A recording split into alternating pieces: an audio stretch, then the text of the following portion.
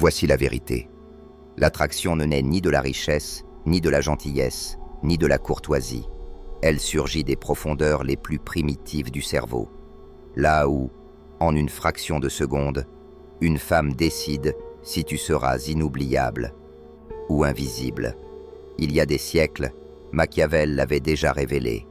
L'homme n'est pas mu par la morale, mais par le pouvoir, la peur et le désir, et le hi. Et c'est pour cela que l'homme bon est souvent ignoré, pendant que celui qui irradie un danger contenu, une dominance calme, éveille en elle une obsession qu'aucune logique ne peut éteindre. Le premier pilier, c'est le mouvement. Le mouvement, c'est l'art de la disruption, celui de briser son rythme intérieur, de heurter son pilote automatique mental, de l'arracher à son sommeil émotionnel. Aujourd'hui, les femmes modernes sont constamment entourées d'hommes, dans leurs messages, à leur travail, dans les regards, les likes, les approches. Mais 99% de ces hommes se fondent dans le décor. Même attitude, même phrase, même regard, même humour, même script épuisé. Et son cerveau les filtre tous, car l'esprit humain, surtout son noyau reptilien, n'est pas attiré par la prévisibilité. Il est attiré par le contraste. Il est programmé pour remarquer ce qui détonne, ce qui perturbe, ce qui semble un peu dangereux. Et c'est ce que tu dois devenir. Non pas un nom de plus dans la foule, mais la disruption elle-même. Pas par des mots forts, pas par une confiance forcée, mais par ton énergie, par ta manière d'entrer dans une pièce, par l'impact silencieux de ta présence sur l'air autour. Imagine une salle bondée d'hommes qui cherchent son attention. Tous bougent trop vite, parlent trop fort, s'inclinent trop vite. Leur énergie crie le besoin. Et puis, il y a toi, calme, lent, délibéré. Tu ne cours pas après l'attention, tu la commandes. Ton immobilité devient magnétique. Ton corps ne se penche pas vers elle, c'est le sien qui se penche vers toi. Ton silence ne crée pas un malaise, il crée une tension, le genre de silence qui pousse une femme à se dire « Qui est cet homme ?» Voilà le vrai mouvement, non pas physique, mais psychologique, une rupture dans ce qu'elle attendait. Machiavel l'aurait formulé ainsi. Le prince qui répète les schémas des autres est dominé, mais celui qui les brise devient redouté et désiré. Le système nerveux scanne en permanence. Ce qui est prévisible est perçu comme sûr, ce qui est imprévisible comme excitant. Et si la sécurité la détend, c'est bien l'excitation qui la fait vibrer. Quand ta présence casse son schéma mental, de l'adrénaline se libère. Son rythme cardiaque s'accélère, sa respiration change. Elle ne comprend pas pourquoi, mais son corps a déjà ressenti ce que son esprit ignore encore. La curiosité s'éveille. Une voix ancienne murmure en elle. Cet homme n'est pas comme les autres. Observe-le. Alors ralentis ton pas. N'essaie pas de combler le silence. Laisse ton calme redessiner l'atmosphère. Lorsque tu t'adresses à une femme, ne récite pas un script. Dis quelque chose de simple mais inattendu, pas pour impressionner, mais pour perturber. Et quand vos regards se croisent, ne détourne pas les yeux trop vite. Ne force pas non plus. Garde son regard, calme, ancré, jusqu'à ce qu'elle baisse les yeux la première. Puis, détourne le tien, comme si tu l'attendais. Car à cet instant précis, le pouvoir bascule. Tu n'es plus un parmi d'autres. Tu deviens le centre de gravité. Et ce n'est pas du théâtre, c'est de la biologie. Le deuxième pilier, c'est l'attitude. Les femmes ne tombent pas pour des mots. Elles tombent pour de la gravité. Chaque femme teste un homme, non pas par cruauté, mais par instinct. Elle taquine, elle recule, elle provoque, simplement pour voir ce qui se passe quand le sol tremble.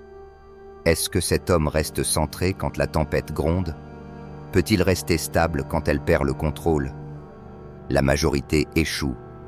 Ils se justifient, ils expliquent trop, ils rinent nerveusement.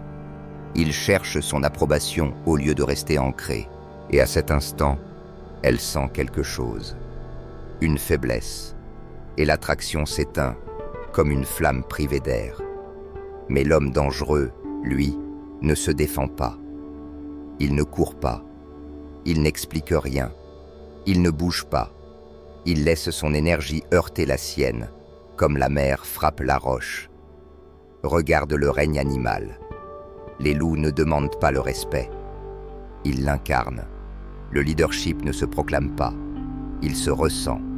Les femmes perçoivent ta hiérarchie avant que tu ne dises un mot. Elles ne prêtent pas seulement attention à ce que tu dis. Elles lisent ton silence, ton ton, ton énergie. Machiavel t'aurait dit « N'explique jamais ton autorité. Assieds-toi sur le trône et il parlera pour toi. » C'est ça, l'attitude. Une couronne invisible que seuls les vrais hommes portent. Ce n'est pas de l'arrogance, c'est de l'alignement. C'est savoir qui tu es et refuser d'en descendre. Ton corps reste stable, enraciné. Ta voix plus lente que la sienne, posée, imperturbable. Tes yeux sont directs mais calmes. Ils ne cherchent pas, ne mendient pas. Tes réactions sont minimes, contrôlées. Seuls les hommes petits surréagissent. Un roi n'aboie pas, il observe. Alors, quand elle te teste, ne réponds pas. Quand elle se retire, ne poursuis pas. Quand elle t'accuse, souris. Quand elle plaisante, incline la tête, amusée. Quand elle recule, reste immobile. C'est là que son cerveau archaïque se réveille. Car au fond, ce n'est pas la validation qu'elle cherche, c'est la stabilité. Elle veut sentir un homme qui reste debout quand tout vacille. Et c'est ça, la vraie dominance. Non pas dominer l'autre, mais se maîtriser soi-même. Le troisième pilier, c'est la négligence. Et voici le paradoxe. Le désir ne grandit pas lorsque tu donnes plus. Il grandit lorsque tu retires. Les hommes modernes détruisent de l'attraction parce qu'ils confondent attention et séduction. Ils croient que plus ils donnent, plus ils seront désirés. Mais la biologie ne fonctionne pas ainsi. Le cerveau primitif valorise ce qui est rare et ignore ce qui est abondant. Pense aux premières tribus humaines. Ce qui était en abondance était oublié. Ce qui était rare était adoré. Le feu, la nourriture, l'abri, la sécurité, la rareté définissaient la valeur. Et aujourd'hui encore, ce principe s'applique à toi. La plupart des hommes inondent les femmes d'attention, de messages, de likes, de réponses instantanées. Ils deviennent alors invisibles. Mais celui qui se retire au sommet, celui qui laisse le silence peser, devient inoubliable. C'est cela, l'art de la négligence. Ce n'est ni de la cruauté, ni du rejet. C'est une discipline raffinée de l'absence. Machiavel t'aurait averti, c'est toujours l'absent dont on parle le plus. Et voici pourquoi ça fonctionne. Quand la conversation atteint son apogée, quand les rires fusent, quand l'énergie circule, ce n'est pas le moment de rester, c'est le moment de partir. Pars au milieu d'une phrase. Laisse-la dans le suspense, laisse-la désirer une fin qu'elle ne recevra pas. Le cerveau primitif libère de la dopamine quand elle prend du plaisir en ta présence. Mais si tu disparais au sommet de cette libération, elle devient accro. Elle rejoue tes dernières paroles. Elle relit ton dernier message. Dans son esprit, tu ne quittes jamais la pièce. Elle ressent ton absence comme une fin. Pense à une série qui termine chaque épisode sur un suspense. Tu ne peux pas t'arrêter. Non pas parce que c'était complet, mais parce que ça ne l'était pas. Voilà exactement ce que tu dois devenir dans sa vie. La tension non résolue qu'elle n'arrive pas à effacer. Applique cela de manière stratégique. Ne réponds pas immédiatement. Laisse-la ressentir le vide. Quand l'énergie est à son comble, pars. Ne laisse pas l'ambiance mourir.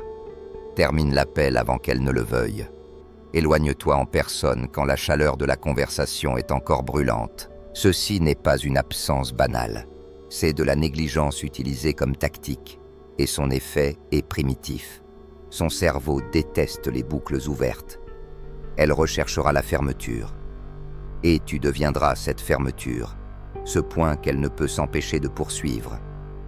Mais souviens-toi, La négligence sans intention n'est que vide, tandis que la négligence avec précision, c'est du pouvoir. Retire-toi quand elle s'y attend le moins, quand elle est le plus investie. C'est cela qui transforme l'intérêt en obsession. Car ce qu'elle ne peut pas posséder totalement, elle ne peut jamais totalement oublier. Le quatrième pilier, c'est l'audace. Et c'est ici que la majorité des hommes échouent. Ils construisent de l'attraction, créent de la tension, mais au moment de vérité, ils s'effondrent. La peur prend le dessus. Peur du rejet, peur de tout gâcher, peur d'aller trop loin. Et dans cette hésitation, l'étincelle meurt en silence. Mais les femmes n'attendent pas l'hésitation. Elles attendent l'audace. Elles attendent un homme qui fend le doute comme une lame fend la fumée. Un homme qui avance avec clarté, certitude, présence. Machiavel a écrit « La fortune sourit aux audacieux ». Parce que la fortune, comme le désir, est féminine. Elle ne se soumet pas à l'hésitation. Elle se plie uniquement à la force. Le cerveau féminin ancestral ne répond pas aux mots. Il réagit à l'énergie, à la commande silencieuse d'un homme qui agit quand les autres figent, à un leadership qui ne naît pas de l'arrogance, mais de l'instinct, ce savoir muet, viscéral, de ce qui doit être fait. Pense à ces moments suspendus, quand son regard dure une seconde de trop, quand le silence s'épaissit entre vous, quand sa respiration change et que l'air devient chargé. La plupart des hommes gâchent ce moment par excès de pensée. Ils cherchent des permissions, des signes, des garanties. Mais l'homme dangereux n'attend pas. Il agit, il avance. Il frôle sa main avec certitude. Il la tire dans son orbite sans prononcer un mot. Et voilà le paradoxe que peu de femmes oseront admettre. Elles parlent de patience, de gentillesse, de douceur. Et tout cela a sa part de vérité. Mais sous ces couches, au fond de leur biologie primitive, elles brûlent pour l'audace. Pour cet homme qui ne demande pas, mais qui lit l'instant et entre dedans. Ce n'est pas de l'agression, c'est de la précision. Tu ne forces jamais quand son corps résiste. Tu ne précipites rien quand l'énergie n'est pas mûre. Mais quand la porte s'ouvre, tu la franchis, sans peur, sans excuse, sans attendre.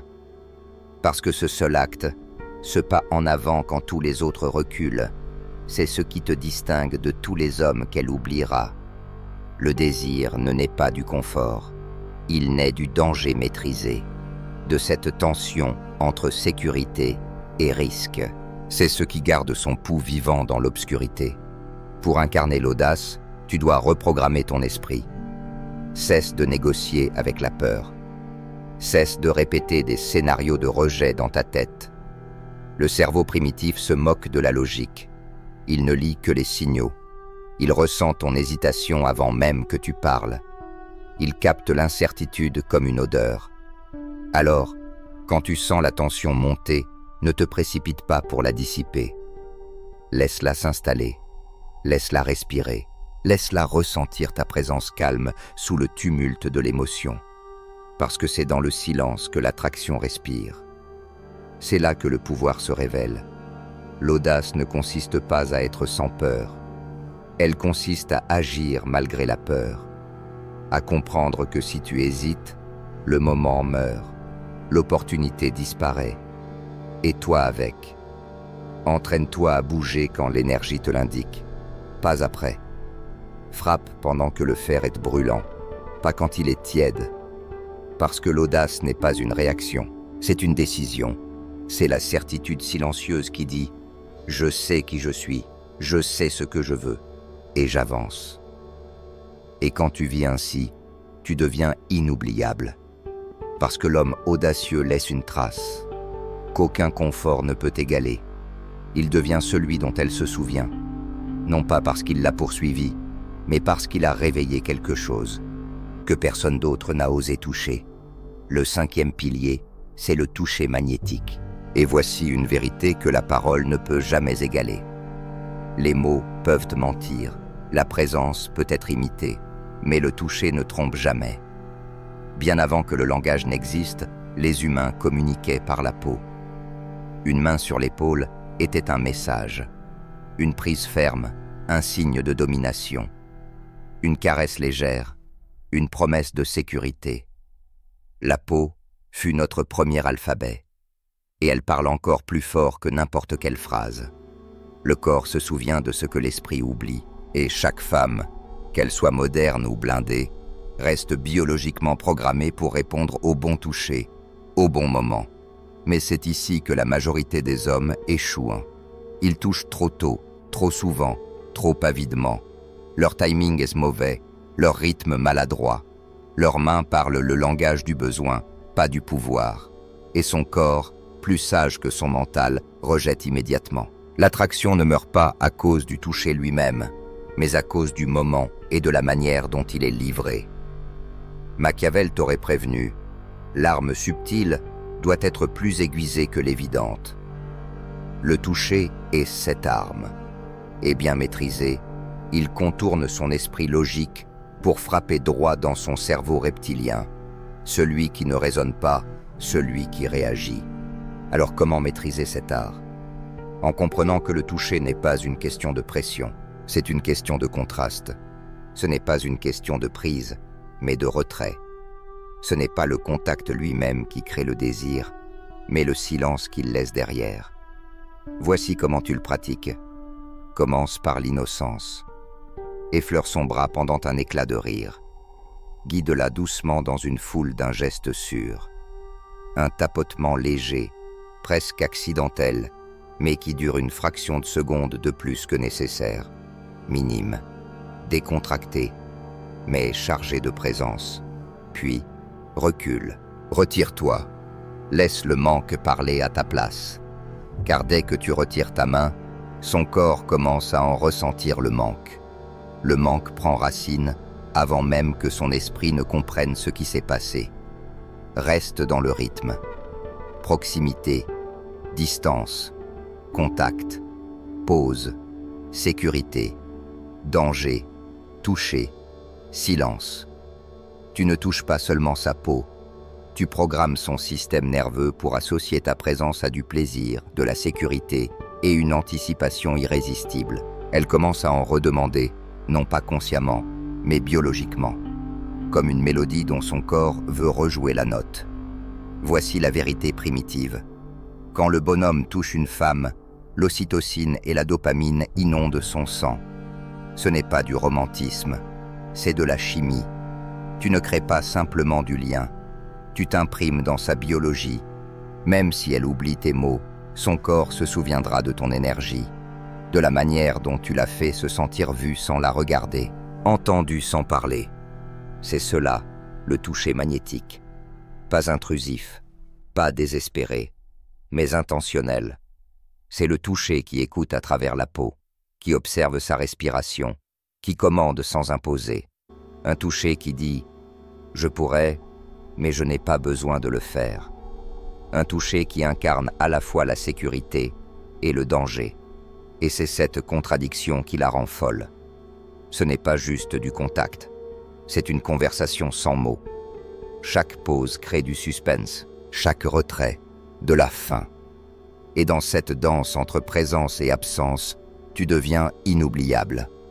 Parce qu'en vérité, n'importe quel homme peut toucher le corps d'une femme. Mais rares sont ceux qui touchent son système nerveux. Rares sont ceux qui effleurent son âme. Une fois que tu maîtrises cela, tu comprendras pourquoi la plupart des hommes sont effacés de sa mémoire. Mais toi, tu restes. Tu n'es pas un personnage de plus dans son récit.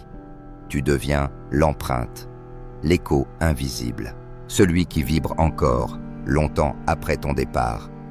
Le 6e pilier, c'est la lecture à froid. Et voici une autre vérité. Les femmes rêvent d'être vues, pas pour le masque qu'elles portent, mais pour les vérités qu'elles cachent derrière. Chaque femme est une forteresse de signaux subtils. La façon dont elle s'habille, le rythme de sa voix, les pauses dans son rire, les mots qu'elle évite. La plupart des hommes sont aveugles à ces signes, mais l'homme dangereux voit, il entend entre ses phrases. Il perçoit le silence derrière ses sourires. Il devient le miroir qu'elle ignorait chercher. Machiavel aurait dit « Pour gouverner les hommes, lis leurs peurs.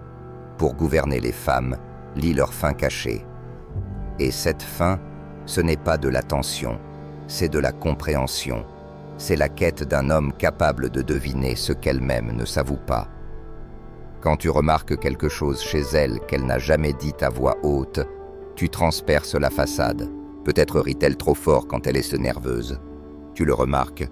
Peut-être ses bijoux trop voyants masquent une insécurité.